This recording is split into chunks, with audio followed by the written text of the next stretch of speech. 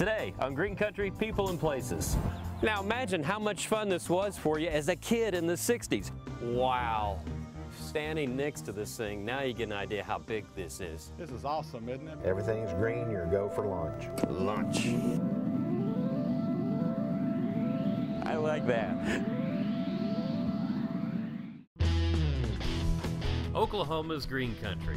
Can you let go my thumb and I can get you some more? It's full of unique places. This does remind me of the Flintstones house. This thing's huge. It's pretty impressive. And interesting people. This is a trading post here. I have a lot of paranormal activity over here. What is that, a horse?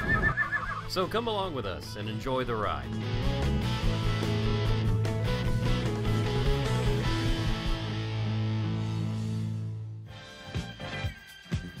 The Tulsa Air and Space Museum is a very impressive place.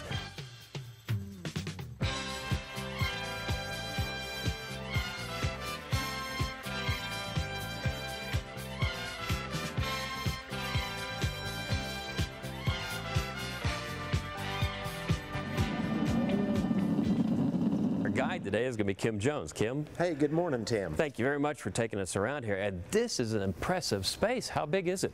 Well, we have 18,000 square feet of exhibit space in this building. Another 6,000 square feet of office and classroom space on the front of the building, and then we have about 6,700 in our planetarium. Holy cow.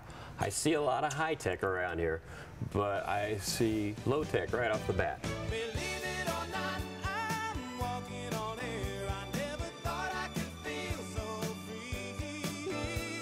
Well, this represents Tulsa's first aviation event. Back in 1897, the City Fathers decided they wanted to have something spectacular for the Independence Day celebration coming up. So they contacted a guy that had what they called a smoke balloon. He went up 300 feet, still tethered to the ground by a 300-foot rope to keep him from blowing away in our Oklahoma winds. Performed all kinds of tricks on that swing, and then as the air began to cool in the balloon and it began to fall, he jumped off that swing holding onto that wooden ring, which pulled a parachute from the side of the balloon, and he floated safely to the ground. Well, how did he figure out that this would work? Well, it was all trial and error. You know, when you learn how to do that by trial and error, you only get one error.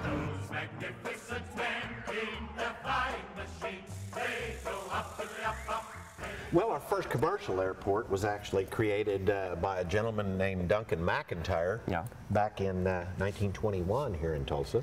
Wow. He built his airfield on the southeast corner of Admiral and Sheridan, and it was our first truly commercial airport. Charles Lindbergh landed at McIntyre Field. Really? Yep.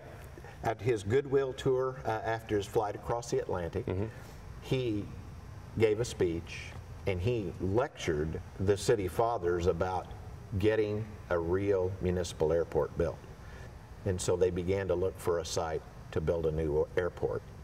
They found one just south of Tulsa's largest park because they thought, well, what do we need for an airport anyway but somebody to mow the grass?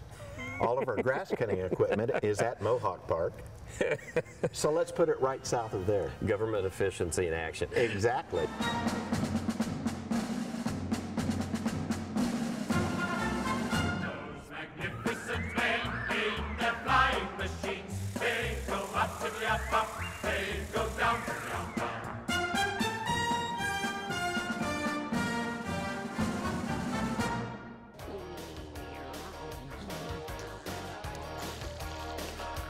Well, Kim, let's just go ahead and talk about the elephant in the room. What do we have here?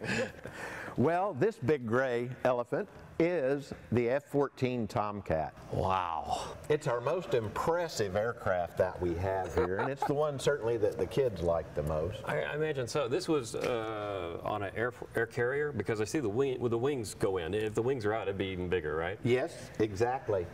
This was used on aircraft carriers. It was the main fighter bomber for a number of years, from Vietnam up until just about 2 years ago. Whoa, nice engine. This is so cool. I mean, you have this right here where all the kids can touch it. Sure. They can get close up to it. You don't realize how huge these things are. I mean, you see them on camera all the time. It's like, oh, it's a plane. Yeah. This thing is, do you have any idea did you say how long it was? Well, just to give you a little perspective, it is 6 inches shorter than a B-17 bomber from World War II. Oh my goodness. And this has a little more horsepower. A lot more horsepower and carries about 3 times the weight in bombs and rockets. These don't come cheap, do they? They don't. Well, it's originally it was 35 million a copy. 35 million? Yes. Whoa. Which is probably cheap by today's standards. Yes, it is. This thing is just huge. I mean, and like I said, if the wings were out, it'd be touching the walls and going over there too. Yep. Yeah, It's the just pivot amazing. point's a little bump on the wing leading edge, and the wings do come out when it's at slow speed, either taking off or landing.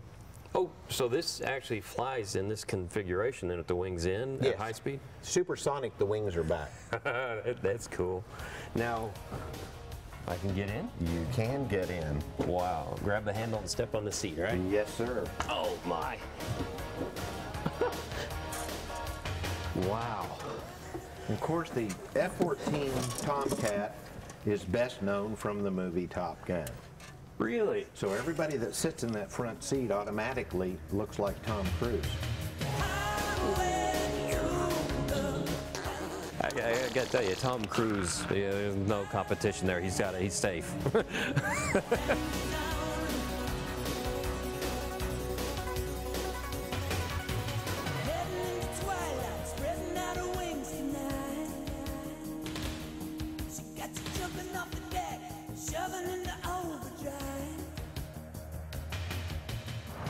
Push forward, it'll go down. This is cool. Lean it to the left, it'll roll to the left. Lean it to the right, rolls to the right.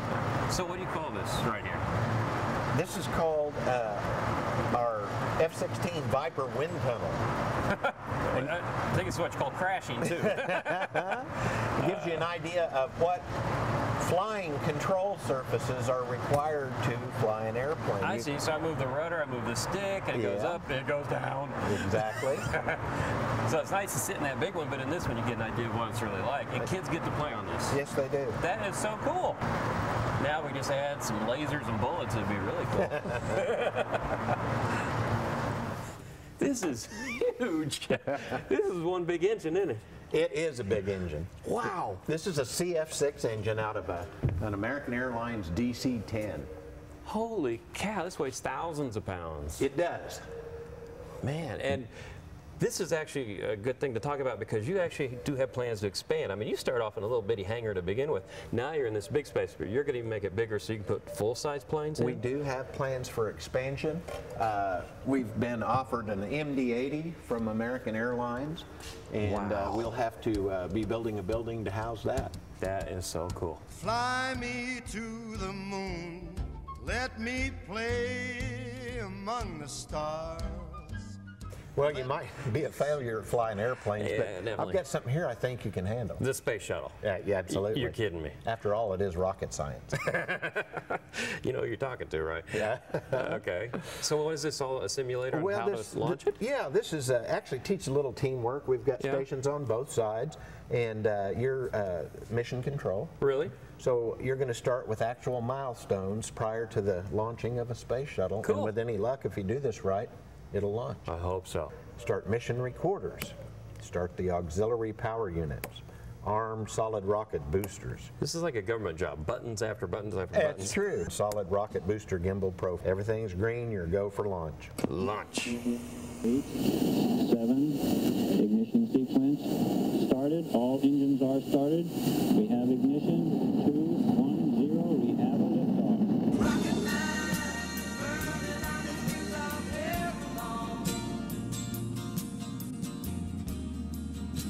I think it's gonna be a long, long time.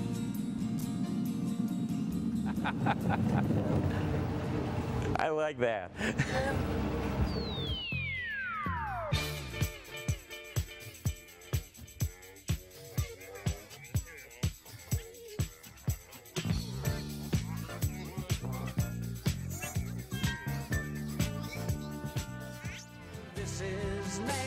on to ground control. Both feet on the pedals.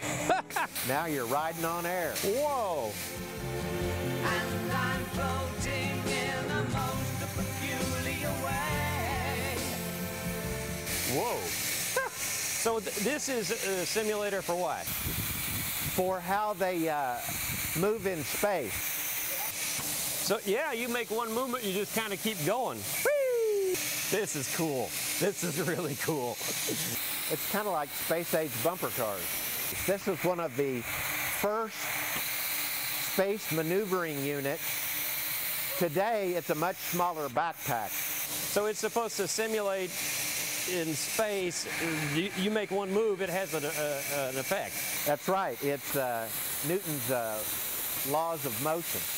You know, every action has an equal and opposite reaction. Right.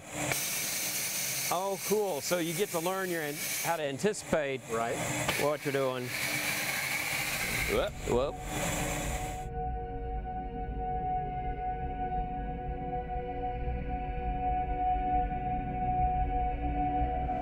Space, the final frontier, and our final destination here at the Air and Space Museum.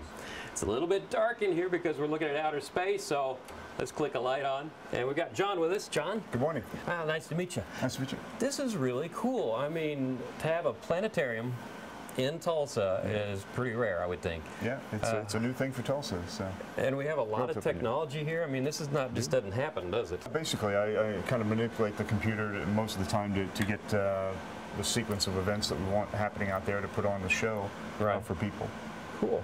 And so, audio control the computer, and then you have these huge racks right over here. Yeah. Kind of in the dark. That's quite a lot of audio video equipment, sound amplifiers, sound recording equipment, digital signal processing equipment, all sorts of good stuff. That is really neat. So do you have a show to show us? We sure do. If you'd like to go out and have a seat, we'll give you a view of extreme planets. Once again, we visit Epsilon Eridani, holding one of the nearest known extrasolar planets to our solar system. The giant planet is in a looping 9-year-long eccentric orbit, one that carries it as close to the star as Earth's. This is so cool. We have to ask ourselves one of the most important questions of all. If there is intelligent life on another world, are they, even now, searching for us?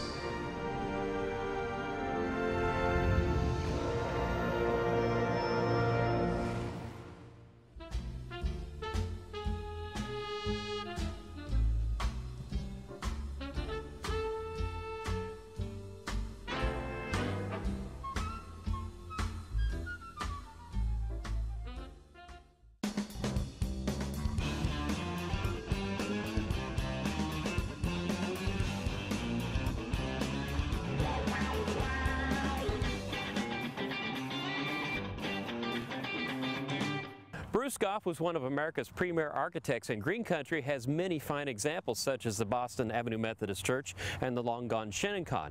But Bartlesville also has a very unique piece of Bruce Geoff architecture.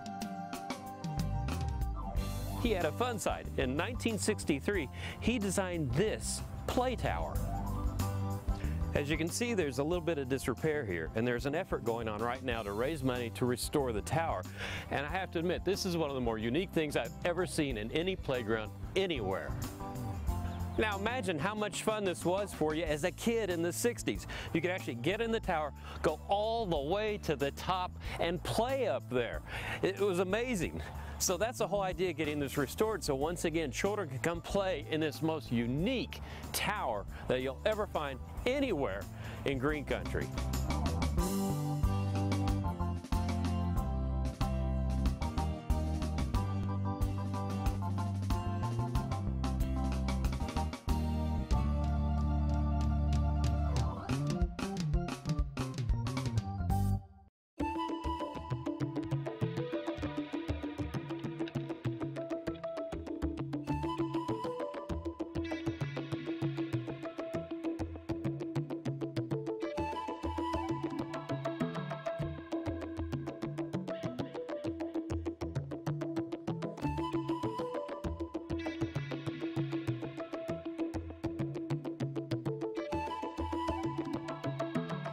Well, it's pretty obvious if you're traveling through Foyil, you're not going to miss this.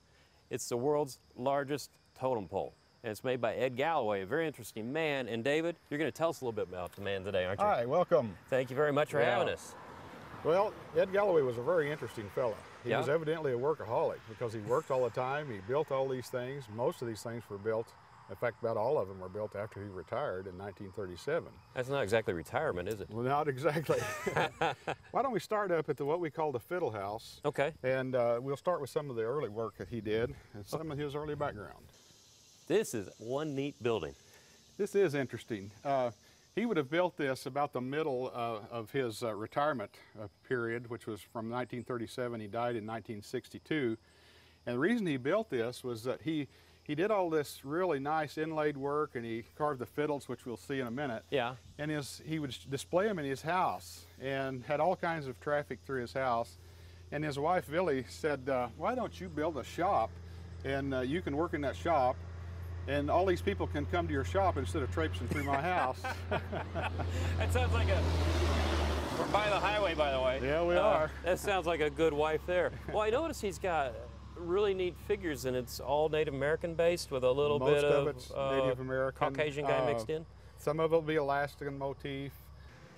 Early on, this was called the grape house because it had the grape motif as well. Some of this has been restored, and some of it hasn't. But, so he was working in concrete? All of this is wet concrete. Yes, Wow. He built the superstructure out of, this would have probably been built out of wood, and then he just formed this wet concrete as from the ground up. Oh, that's neat. Can we go inside and see? Let's go look. Okay. Wow, I can see why they call it the Fiddle House. But he carved these fiddles, and these are not playable fiddles. I don't know, he may have made some playable fiddles, but these are not playable. They're made to illustrate different kinds of wood. This is a key. So if we look here, we see that this one that's 2 up is a walnut, so we can identify all the woods. Different kinds of woods. Well, it's like being a turner, you have a wood collection of eggs. He Absolutely. had fiddles as his wood collection. Fiddles as wood collection. And you can say they weren't playable, so there's no frets, no frets, no nothing on there to hang the violin strings on there. But I mean, the cool thing is on the back here, he started doing his carving, and he painted his carvings. He painted those. Now this is one of the few examples he had, or we have left, of where he carved on the back of fiddles. Before he died, he carved over 300 fiddles. He carved the heads of all the presidents up and including John F. Kennedy. Unfortunately, after he died, they were stolen. Oh no! And we have never found those. Yeah, Ed made a lot of his tools. This is an example of some of his tools that were found and restored. Oh, and if you look neat. at these, a lot of these are handmade. You know. Yeah, it looks like that's well, heck, I don't know what that is. Owl of some kind. This is handmade, of course. That's an old gouge. The interesting work that he did back behind here is his old lathe, where he did a lot of his turning you're work. getting near and dear to my heart here with Oh, an yeah? old lathe. Oh my goodness. This is fantastic. I can't believe I didn't even notice this back here. I feel ashamed of myself. And his old belt, everything. The belt, This everything thing would is run off of a central belt. Early 1900s. I'm sure. Oh, Probably yeah. you could have even made prior to that. Probably late so. 1800s. That. Yeah. Okay. Don't But turn your back. That might go home with me.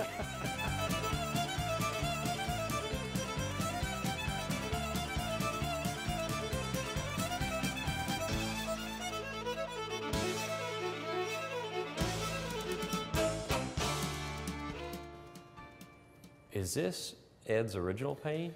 You know, this is the only original work we have, the artwork that has been preserved, and really, really glad of that, because they were able to use these color patterns to match the colors that he would have used outside. So we're very, very fortunate, although this place went into pretty much disrepair after he died, that this has been preserved. And this is all his original work in here. Wow. And preserving something like this is not cheap, is it? Not cheap. Takes a lot of work, a lot of dedication from a lot of people. I mean, we have what we have today because a lot of people have worked very, very hard on this.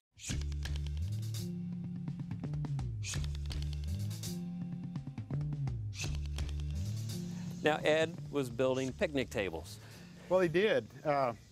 His idea was, is that this is kind of located about halfway between Tulsa and Grand Lake, and so he built these as a place for people to stop and have picnics, and they did. It's pretty neat. It's not exactly an easy chair to pull out to sit down in, though. It's got a little bit of weight to it. These were originally built out of wood, and they didn't last too long, and so he come back and built them out of concrete, and so we have them today. If they'd have been out of wood, they'd been gone long ago. That's an ingenious guy. He was, he was. You know, I just thought this was a big chunk of rock, but it's not, is it? No. It's one of the earliest things that he had done, and the latest thing that we have in the park. This was donated by his grandchildren, and he would have done this back in the 1930s. And it's actually a lion's head carved out of a piece of native sandstone. That is neat. Yeah, we're very, very glad to have that here in the park. It takes a lot of work to carve something like that out of stone, I know. Now, this was the original entrance to the park? It was. There would have probably been some kind of a parkway in here for people to park, and there would have been a fence around this. The fence is gone, but this would have been the entrance. Wow, the colors are vibrant and massive as always. His stuff didn't move, did it? Didn't move. We were glad, because there wouldn't have been anything left.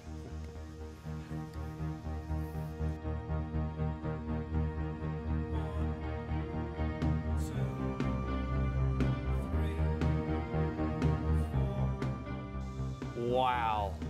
Standing next to this thing, now you get an idea how big this is. This is awesome, isn't it? I'll tell you. How long did it take him to build this? You know, he started this as one of his earliest pieces of work. He came out here after he retired in 1937. The first thing he built was the house, and he and his wife lived in that house. Then he started this. He started it in 1937, and it was finished in 1948, 11 years.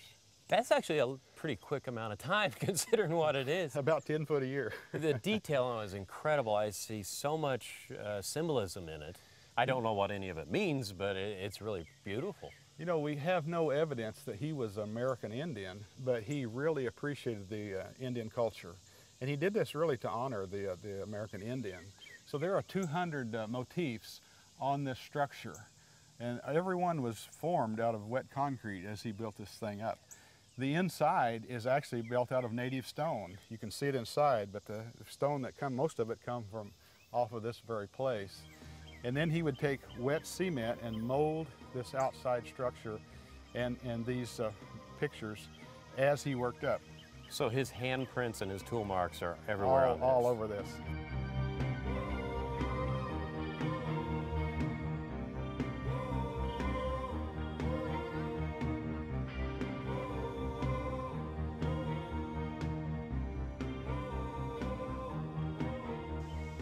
Now, how did you get it back into this shape? I mean, I'm looking at the colors, like on the turtle head here, it's vibrant. Every inch of this thing looks great. Well, it does. And after he died in 1962, the place just fell into disrepair. I mean, the roofs were gone. About the only thing standing was the walls of these buildings. And there was almost no paint left on this. And at that time, we moved away, and I would come back here and just be sad at the way the old totem pole looked. But you know, there's a group in Kansas called the Kansas Grassroots Association that started coming back in the 1990s, and over a period they would spend Memorial Day here, or excuse me, Labor Day, and over a period of about 7 years they restored this. It's a giant turtle on the bottom, isn't it? It is. And in Indian culture, the turtle symbolized the world. And so he built a totem pole on what the Indians symbolized as the world. And then it's got a Native American head on top of it. I see shields, the other foot to the turtle. I mean, it's just amazing, the detail in it. Oh, and I see he also titled it 1948 above the door here. 1948 was the year he completed it. I imagine he was very proud. He really was. And then there's this giant head. You got all these big heads, and then you keep going up, and there's a big giant orange head or red head right in the middle, and it's got a lizard in its mouth. That probably would have meant something that he had picked up in Indian culture, but we've lost a lot of the detail. So 1948 on this, but you said he kept working into how old was he? Well, he died. He was a little over 80 years old. He died in 1962. And he would have built some of these things in the late 50s. This is one of, as far as we know, one of the last things he built. It's a tree, a cement tree. A cement tree. It's kind of an interesting story behind this. There's a famous poem by Joyce Kilmer that says, "I think I shall never see a poem as lovely as a tree." Yeah. Well, evidently, his wife was very humorous, and she would kid him, and she'd say, "Totem poles are made by fools like thee, but only God could make a tree." Uh-oh. So he came out and built this tree. He took the challenge on, didn't he? He took the challenge. And if you notice, it's a birdhouse. Oh, way up top. Way up the top. For parakeets, or is that just... No, I don't know. That's just his idea of art. He actually says starlings. I don't know why. That is funny. That is really cool. And one thing that we wanted to mention, right? This is such a fantastic place. It is on the National Historic Registry. In 1999, this was placed on the National List of Historic Places.